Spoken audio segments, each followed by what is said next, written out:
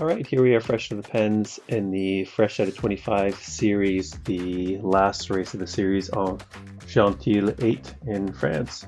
Raced, I guess, the similar course, Hell of the North, in stage 3 a couple weeks ago and did fairly well on that one, but that one you have TTKOM on the end. It's kind of a hockey stick route where you get flat, flat, flat, and then everyone saves their watts for the end of the race. So this one, no one's getting too quick out of the gates. Pretty relaxed. I think everyone's trying to keep the powder dry for TKOM as the one main attack point on this climb. So I did well the other night. I ended up finishing second, but I think it was in the range 1 or range 2. I can't remember. I'm kind of on the borderline here before this one. My score was in the 430s at that time. Going into this race, I was at 444.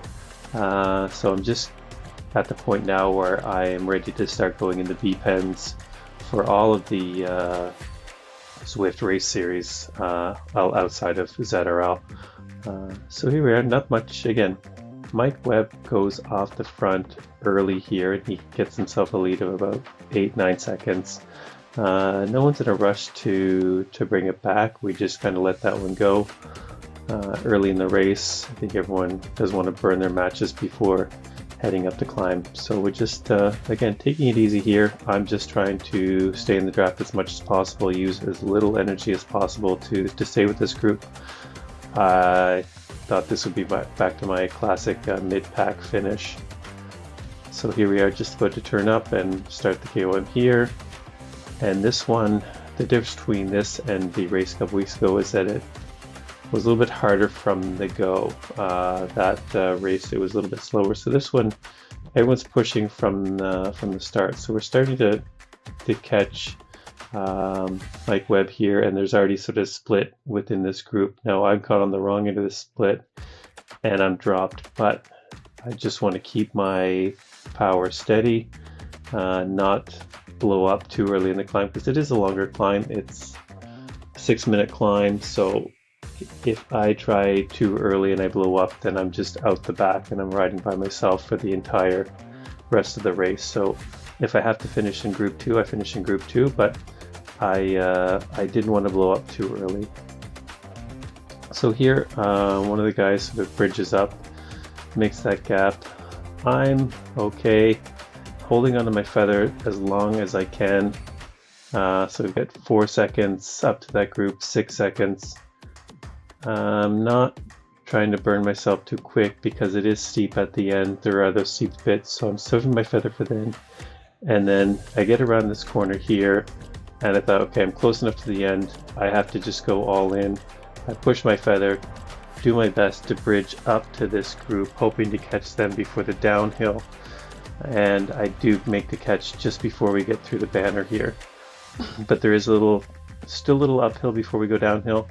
But you see, there's one of the guys has gone up, and he put us, I think, 15 seconds into the group on the climb. He really, we'll see at the end his power numbers. He was much, much stronger than the rest of the group tonight. I think for 20 minutes he was over 4, 5. He was 4.5 watts a kilo, so much stronger than the rest of the field. And so we got 14 seconds here, but it's going to be hard to catch because he's not letting up. You see, still putting in digs of between like over 4 and 5, sometimes more. And so now we're going to the Les Intestines, which are these sort of curvy up and down climbs that come either just before or just after the climb, depending on which direction you're going. And it's easy to, depending on the size of the group, sometimes this is a point of attack. I think everyone here is still kind of tired from the climb. No one's really attacking at this point. It's just a matter of all staying together.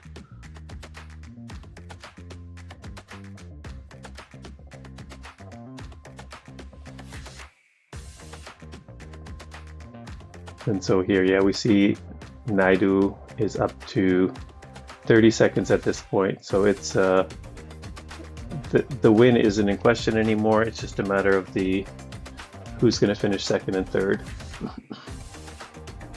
And no one's attacking anytime Up here, it's still a little ways out. We get a little bit of activity here through this sprint segment. There are two up off the front, but I'm feeling good enough that I'm able to stick back up with that group. So now I get a feather. So we're going into the finish, not the best power up to have for a sprint finish, but we'll see what we can do with it when we get to the end.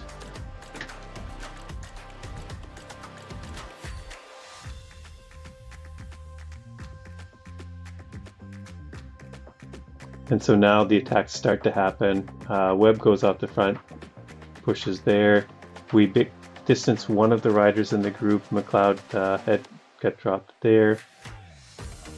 We're starting to get towards the final 3 kilometers here, and we see there's just a lot of attacks going off the front. We'll slow it down a little bit here just to the finish. But there are some non-sprinters who are trying to get out for late attacks. There were PDX Crankster had gone off the front there.